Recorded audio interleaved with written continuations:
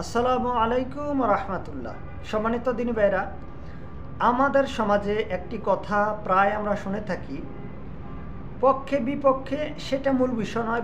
মূল বিষয়টা হচ্ছে যে আমাদের সমাজে একটা কথা আমাদেরকে, বিশেষ করে সালাফি গণনা বা যারা কোরআন এবং সুন্নাহকে ফলো করার চেষ্টা করেন, এই সমস্ত ব্যক্তিদেরকে আমাদের সমাজে বিভিন্ন ওয়াজ মাহফিলে কিংবা বিভিন্ন ভাইয়েরা একটা কথা বলে থাকেন যে আমরা হচ্ছি লা মাযহাবি, অর্থাৎ আমরা কোনো মাযহাব মানি না। আসলে এই কথার সত্যতা কি, কিংবা এই কথার আসলে কতটুকু গ্রহণযোগ্য হতে পারে, এই বিষয়টা নিয়েই আজকে সংক্ষিপ্ত আলোকপাত। সম্মানিত দিনী ভাইরা, আসলে আমাদেরকে প্রথমত এই কথার সাথে এক দিক থেকে বা এক দৃষ্টিকোণ থেকে এই কথাটা মূলত সত্য, আরেকটি দিক থেকে এই কথাটা আসলে মিথ্যা এবং বানোয়াট একটি কথা। আচ্ছা, প্রথমত এই কথাটা সত্য কোন দিক থেকে?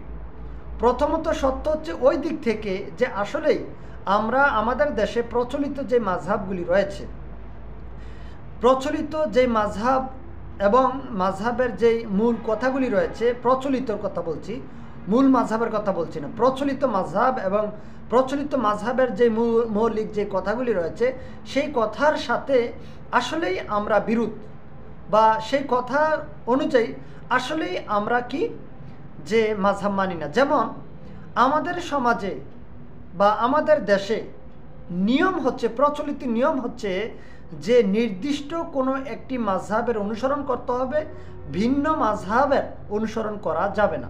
কেউ যদি চারটি মাযহাবের কোনো একটি মাযহাব মানে, যেমন কেউ যদি বলে আমি ইমাম আবু হানিফা রাহিমাহুল্লাহর মাযহাব মানি, তাহলে ওই ব্যক্তি ইমাম শাফি, ইমাম মালিক, ইমাম আহমদ বিন হাম্বল, তাদের কারো কথার অনুসরণ করতে পারবে না, বা তাদের কারো কোনো মত গ্রহণ করতে পারবে না, বা মুহাম্মদ সাল্লাল্লাহু আলাইহি সাল্লামের হাদিসে যদি থাকে সেটাও গ্রহণ করতে পারবে না। কেন পারবে না?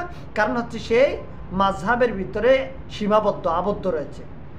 আসলে এই দৃষ্টিকোণ থেকে আমরা মাযহাব মানি না, কারণ আমরা এরকম মাযহাব আমরা মানি না যে নির্দিষ্ট একজন ব্যক্তিকে অন্ধ অনুসরণ করতে হবে, যদিও তার কথাটা ভুল হয় তাহলেও তার এই ফতুয়া, তার মাযহাবের এই ফতুয়াকে মানতে হবে, এই কথার সাথে আমরা একমত নই। কাজেই আমরা এই দৃষ্টিকোণ থেকে আমরা মাযহাব বিরোধী।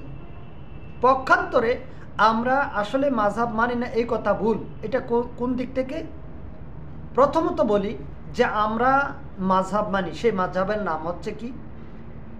যেই মাযহাব আমরা মানি সেই মাযহাব ইমাম শাফি, ইমাম আহমদ বিন হাম্বল, কিংবা ইমাম মালিক, কিংবা ইমাম আবু হানিফা রাহিমাহুল্লাহ, তাদের প্রচলিত নির্দিষ্ট কোনো মাযহাব নয়।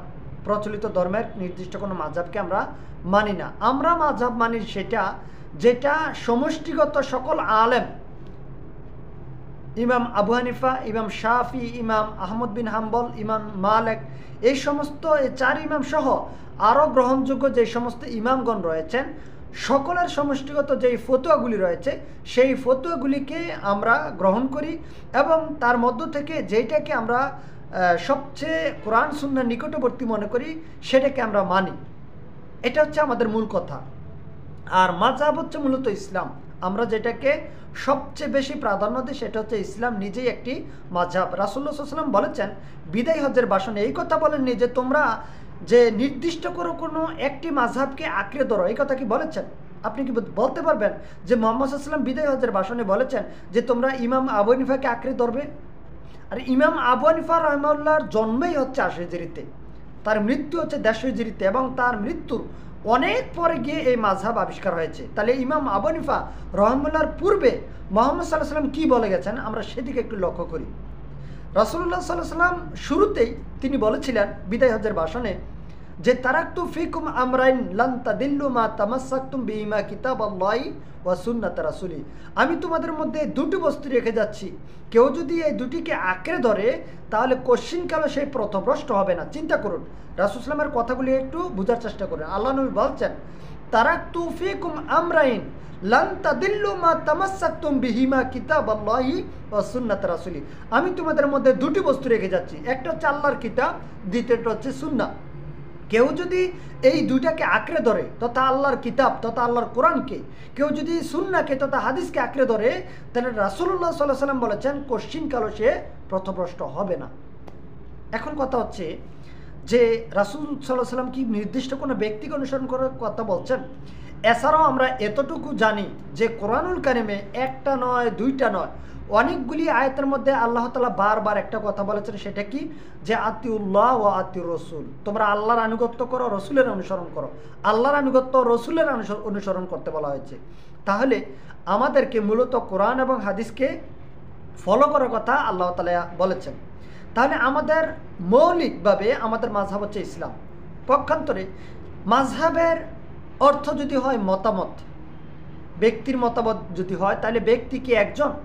শুধু ইমাম আবু হানিফা কি একজন? জি না।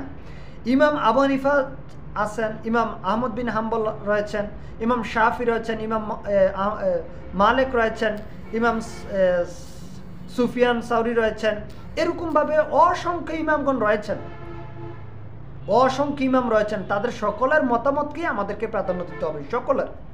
এবং সেগুলো থেকে যেই মতটা কোরআন এবং সুন্নাহর সবচেয়ে বেশি নিকটবর্তী, সেই মতটাকেই প্রাধান্য দিতে হবে। এটাই হচ্ছে ইসলাম।